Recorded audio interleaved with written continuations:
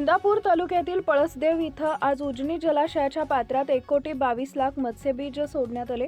या मत्स्यबीज संचयन महोत्सवाला कृषी मंत्री दत्तात्रय भरणे, माजी मंत्री हर्षवर्धन पाटील आणि अप्पासाहेब जगदाळे यांची प्रमुख उपस्थितीत आयोजन करण्यात आले।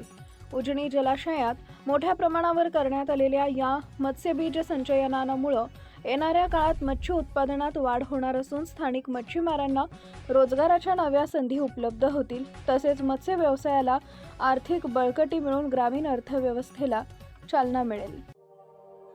अशाच नवनवीन बातम्या पाहण्यासाठी बारामती वार्तापत्र चॅनलला लाईक करा, शेअर करा, सबस्क्राइब करा आणि बेल आयकॉन प्रेस करा।